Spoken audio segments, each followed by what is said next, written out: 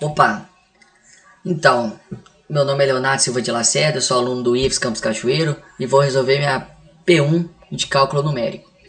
Vamos lá. Então, ele me deu na primeira questão aqui um sistema linear aqui. E aí vem a primeira pergunta, 1.1. É possível garantir a convergência da solução para qualquer método iterativo a partir de uma solução qualquer? Aí entra aquele esquema.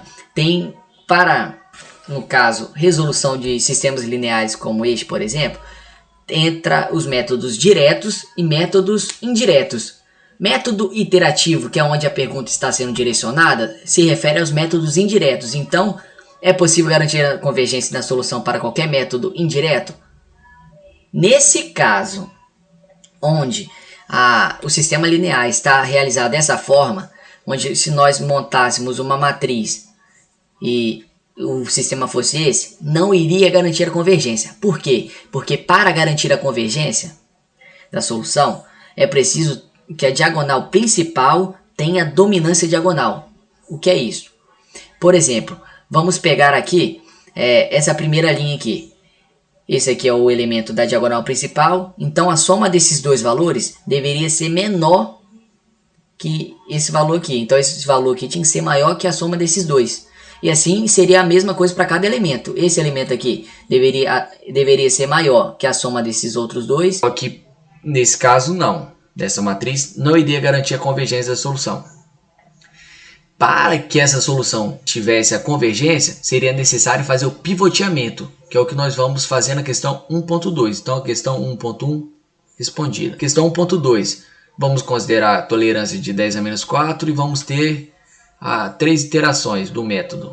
Ok, para garantir a convergência da solução, teremos que fazer o pivoteamento. Pivoteamento nada mais nada menos do que a gente pegar a linha e trocar com a outra. Uma permutaçãozinha. Eu troquei a linha 2, coloquei na linha 1. Peguei a linha 3, coloquei na linha 2. Linha 3, ó, coloquei na linha 2. E essa linha 1 veio para a linha 3. Pronto. E assim esses valores aqui, ó, eles seguem junto também para manter a igualdade. Beleza. Segundo passo, vamos isolar o x. Se eu estou na linha 1, eu pelo menos preferi isolar o x1. Então isolei aqui. Na linha 2, isolei o x2. Na linha 3, isolei o x3. E assim fiz para todos. Beleza. E agora estou para o terceiro passo, que é você dar um chute inicial igual a zero. Que foi onde a questão falou. Partindo de um chute inicial nulo. Então o x da iteração 0 é nulo. Beleza. Agora vamos substituir os valores. Aqui, naquelas equações que nós tínhamos feito. Eita, beleza, o x1 da primeira iteração substituir, tudo tranquilo. 3,11485, ok. Só que aí entra a grande sacada da questão. No x2, eu não vou substituir só os valores aqui. E se eu fizesse isso, seria o método de Gauss-Jacob. Só que esse é o Gauss-Seidel que ele está pedindo. Então eu vou atualizando. Então, vou colocar o x1 mais recente. x1 mais recente é este ou esse aqui? É esse aqui. Então, vou atualizando. Então, coloquei x1, x2. No caso, não tinha, o x3 não tinha descoberto, então é 0. Beleza, coloquei o x2. Para o x3, eu vou fazer a mesma coisa. Eu vou colocar o x1 e o x2 atualizados. Coloquei, encontrei os valores de x3. Beleza. Aí eu já tenho o x da primeira iteração, que é essa matriz coluna com esses valores aqui. E eu vou repetir o mesmo processo para as outras iterações. No x1 da primeira iteração, fiz isso, coloquei os valores aqui mesmo, porque são os mais recentes que eu tenho. Encontrei o valor de x1, beleza, eu vou atualizando. Coloquei o valor de x1 mais recente, mas o de x3 eu não tenho, então coloquei o mais recente também. No caso seria esse. Encontrei o valor de x2, para x3 faço a mesma coisa, beleza. Encontrei o x da segunda iteração, que é essa matriz coluna aqui. Ok, x da segunda iteração. Vamos repetir o quarto passo, que é justamente fazer a substituição e ir atualizando. Fiz isso, fiz a substituição, fui atualizando, encontrei que x1 vale isso, encontrei também que x2 vale esse valor aqui, e encontrei que x3 vale este valor aqui. Ok, como ele pediu 3 iterações, então o x da terceira iteração, seria esse valor aqui, encontrado aqui, a partir agora da substituição do valor do x da segunda iteração. Encontrei esses valores, então esses valores aqui seriam as soluções deste sistema linear. Questão resolvida. E agora vamos para 1.3, que é realizar o mesmo sistema, porém utilizando a decomposição em LU. Tá ok. Beleza. Aí, basicamente, é a resolução de Gauss, só que aí eu fiz a substituição, falei que A era a mesma coisa que L vezes U, que a matriz Lau e a matriz Upper, beleza? Substituí aqui, e a partir dessa substituição fiz um sisteminha, beleza. Eu não coloquei a matriz pivoteada, porque para garantir que ela, no método direto, não precisa ser pivoteado para garantir a convergência. Então deixei a matriz do jeito que ela veio. Eita, a matriz AX vezes B. Só que o primeiro passo, a gente precisa provar que o sistema é possível e determinado. Para o método direto ele pode ser sistema possível, que é não ter solução, sistema possível e indeterminado, que ele possui várias soluções, e possível e determinado, que possui uma única solução. Para isso, basta fazer o determinante, se ele for diferente de zero, então o sistema é SPD. Fiz isso, sistema SPD, possível e determinado, possui solução única. E tá, vamos resolver a matriz. Fiz as operações elementares aqui, com os multiplicadores, vamos escalonar ela. E tá, fiz os multiplicadores aqui, esse Ezinho aqui seria que eu estou fazendo uma operação elementar, que eu estou pegando este valor, multiplicando na linha 1 e somando na linha 2. É isso que eu vou fazer. Vou fazer isso para todos os termos. Porém, como esse termo aqui é pivô, então quando eu faço na primeira linha, faço esse valor na segunda, ele vai ser zero embaixo. Então significa que pivô eu consegui escalonar só a linha 2. Aí eu vou escalonar a linha 3. Aí eu uso este multiplicador. E eu multiplico todos os termos da linha 1 e faço a operação com a linha 3. Fiz, tanto é que mudou os valores. Pronto, o pivô A11 está escalonado. Beleza. Aí agora vamos para o segundo elemento da diagonal principal aqui, que é o nosso segundo pivô. Eu vou ter que escalonar isso e deixar um zero aqui embaixo. Fiz a operação elementar, encontrei que este valor é o valor do multiplicador. Beleza. Substituir. Pronto, matriz está escalonada. Ok. Eita, matriz A escalonada, vamos mostrar nossa matriz Upper e nossa matriz Lower. A matriz U nada mais nada menos do que a matriz escalonada. É ela. E a matriz L, ela vai ter a diagonal principal toda 1. E os outros valores serão os multiplicadores de linha.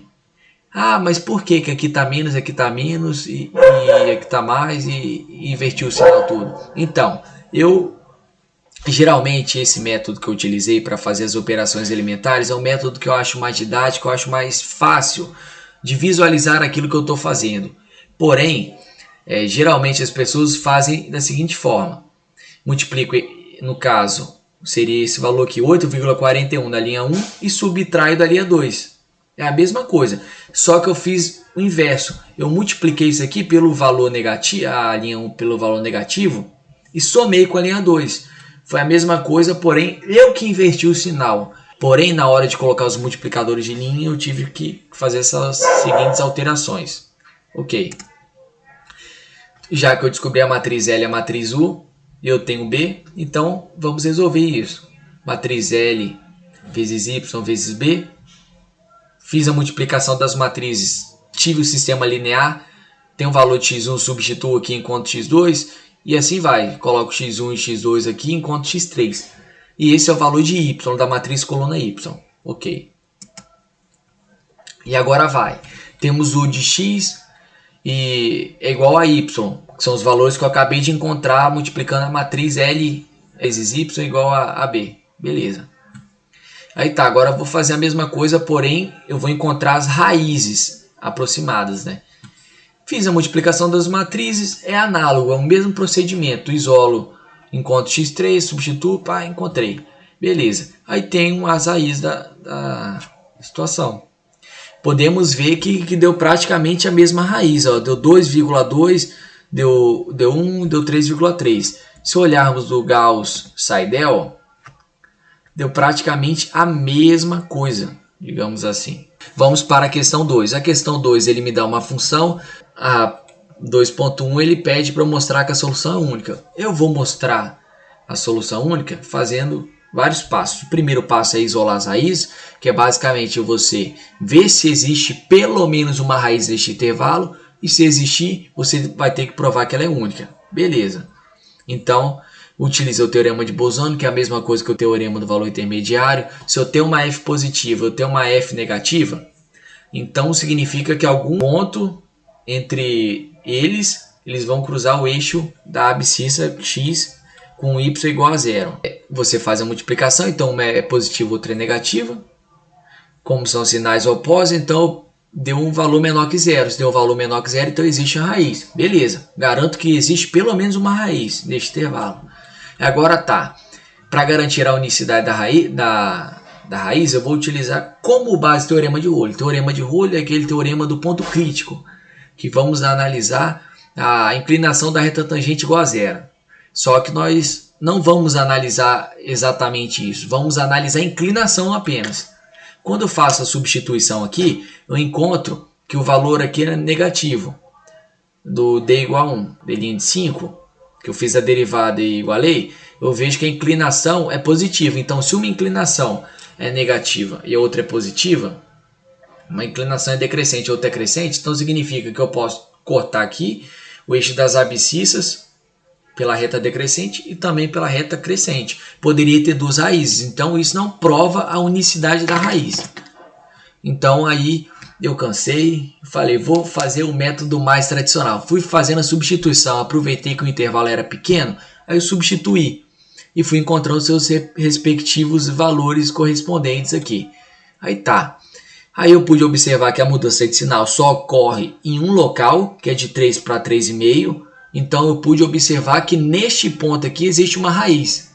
E ela é única, porque só houve essa variação de sinal. Beleza. Mas para provar que aquele método anterior também tem fundamento, também resolve, então provei que existe uma raiz entre esse intervalo. Beleza, agora fiz o D'.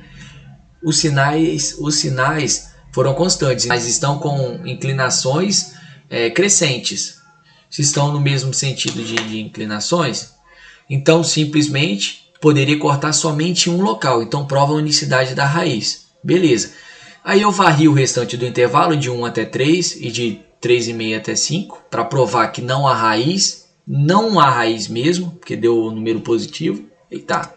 Beleza.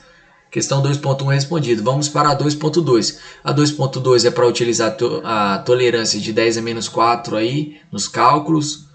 E é para justamente encontrar a raiz. Beleza. O passo foi refinando as raízes. Eu fiz essa tabela aqui para facilitar, porque de maneira organizada é muito mais fácil, porque são números muito quebrados e, querendo ou não, isso para fazer analiticamente é um trabalhão. Então, quanto mais organizado fizer, é melhor. A organização é amiga do sucesso, né? Então, aí não tem problema, é só substituir na fórmula aqui. Coloquei, tem um x1, 3,5.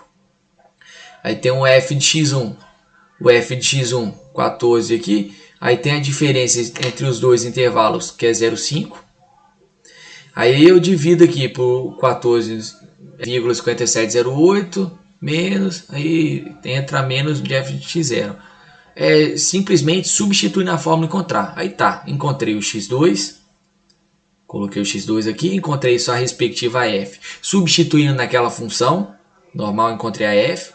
E o erro relativo. O erro relativo eu peguei o valor mais recente, diminuí o valor da raiz anterior e diminuí, né, no caso, e dividi pelo valor mais recente. Deu esse valor, não estava na tolerância, então temos que seguir. Beleza.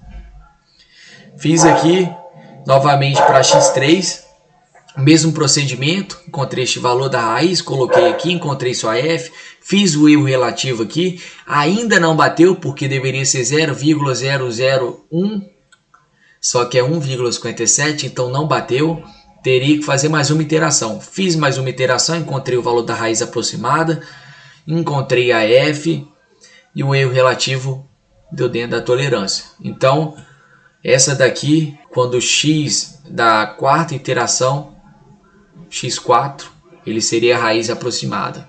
Então, pelo método da secante, foi isso. Agora vamos repetir o mesmo processo, porém utilizando o método da falsa posição. Fiz novamente a tabela para facilitar, porque são números quebrados, são várias incógnitas, várias informações. E simplesmente substituir na fórmula novamente. Substituindo aqui, ó, tem o x1. Ah, mas por que ele tem esse negativo e o positivo? Eu substituo, eu tenho a raiz, substituo na f, na função. Se a f dela for negativa, então eu vou trocar essa raiz pela raiz nova. Se a f fosse positiva, então eu trocaria aqui. Só que no caso, fiz isso, encontrei a raiz, só a f foi negativa, então eu vou substituir esse valor aqui. Substituir, beleza. E aí é só aplicando a fórmula. Encontrei o x1, aí tem um erro aqui também, ó. Que aí no erro da primeira iteração quase foi, mas não foi. Tive que fazer mais uma, então 2 iteraçõezinhas aí. Deu certinho, com erro na casa de 10 a menos 5, bateu. E a raiz aproximada seria 3,002855. Essa seria a raiz aproximada. E é uma coisa que nós podemos perceber, porque no intervalo de 3 a 3,5, o método da falsa posição, por estar mais próximo da raiz, acabou convergindo mais rapidamente do que o método da secante, que teve 4 iterações. Só que aí eu preferi fazer o seguinte: tem um intervalo, beleza, fiz de 2 a 4. Fiz o mesmo procedimento, os números de iterações, só joguei na fórmula. Quando o erro bateu na tolerância, foi quando tive 7 iterações pelo método da secante, que é algo intuitivo, porque aumentou o intervalo, então deveria fazer mais iterações. Mas o que aconteceu de interessante foi que o método da falsa posição teve 9 iterações, o método da secante teve 7. Então houve alternâncias de papéis, onde o método da secante teve 7 com erro de menos 5, tudo bem que esse daqui foi erro na casa de menos 6, mas mesmo assim a quantidade de iterações foi menor. Então podemos concluir o seguinte, que quanto mais próximo do intervalo, mais rápido o método da falsa posição vai convergir. Ele seria mais rápido do que o método da secante. Isso podemos concluir. Incrível isso, né? Bacana. Que quanto maior o intervalo, o método da secante seria mais eficaz, vamos botar assim, em questão de iterações.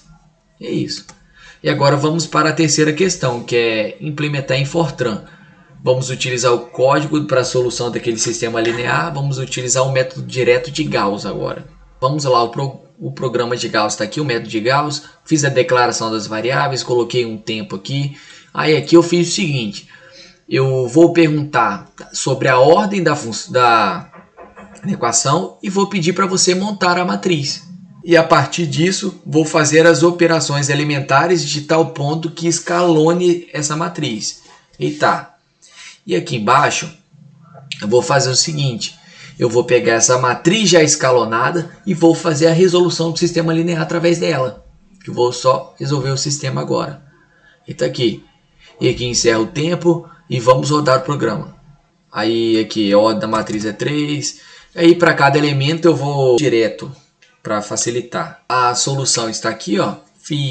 Escrevi a matriz aqui. A matriz nova está montada, dá para ver a triangularização aqui da matriz, dá para perceber que ela é uma matriz superior. Ó, o elemento aqui, ó, 2, 1 aqui, A21, o elemento A31 e o elemento A32 aqui, tudo zerado. Temos o elemento da matriz B e temos as nossas soluções, ó. O tempo foi de 1,4 vezes 10 a menos 3 milissegundos, no caso. E aí seria isso. As raízes foram bem aproximadas, deu bem próximo mesmo a raiz, porque se trata de um método direto também, e é isso. Agora vamos para o método de Newton e outro para bisseção, que era resolver o sistema 2. Então aqui o programa de bisseção, fiz a declaração das variáveis. Aqui no caso é para provar se existe uma raiz no intervalo. Se existir, vamos fazer aquela redução, porque o método da bisseção é a mesma coisa que você indo dividindo o intervalo no meio. Aqui tem as condições que vai acontecer, tudo mais. É isso. Eu coloquei o tempo para funcionar e vamos rodar aqui para ver. Intervalo AB, botar 3, 3,5, igual colocamos para comparar. Então, a raiz foi essa daqui, que condiz com os resultados que nós tínhamos encontrado. E o tempo foi esse. Foi um tempo não tão alto, de 4,96 vezes 10 a menos 4. Mas é aquilo, quanto maior o intervalo, mais iterações o programa vai fazendo, e aí demoraria mais tempo, e requer mais memória também do programa. Aí entra outros conceitos, mas o método de bisseção é esse. E agora vamos para o método de Newton. Lembrando que eu estou utilizando um emulador do Fortran online, e vamos lá, o método de Newton. Eu fiz a declaração de variáveis aqui, aí que é a fórmula, no caso, iterativa de Newton, onde eu tenho que dar um chute inicial, e assim vai, que tem um erro, tem o tempo que eu botei para calcular, e é basicamente isso. E aqui é a função, no caso, seria a função do problema, né? E aqui é a derivada, porque na fórmula de Newton, no método dele, possui uma derivada. Então, simulação. Forme o valor de aproximação inicial x0, 3. Forme o valor de tolerância e o número máximo de iterações. Então, aí eu tenho um erro, que ficou na casa de 10 a menos 6. Temos o tempo, que foi mais rápido que o tempo da bisseção, que o tempo da bisseção deu 4,96 vezes 10 a menos 4, então foi um tempo mais rápido. É isso, esses daí foram os programas utilizados. Na sua opinião, qual o melhor método para a solução do problema 2, incluídos itens 2.2 e 2.3? Essa aqui é a nossa função. Em questão de recomendação, dependeria muito do intervalo. Se você souber que a raiz está próxima do intervalo, use o método da falsa posição regula false. Ele vai convergir mais rápido e o erro dele é um erro bom, relativamente baixo. E agora, em questão, se você não faz ideia de onde fica a raiz, use o método de Newton, porque ele teve o menor tempo, teve a menor quantidade de erro. No intervalo de 2 a 4, inclusive, teve erro de 10 a menos 7, em ordem de grandeza. Então, na minha opinião, foi o método mais eficaz, foi o método de Newton. Bom, então comparando com o método da falsa posição, da bisseção e o da secante, essas seriam minhas recomendações. E é isso, muito obrigado pela atenção, um abraço.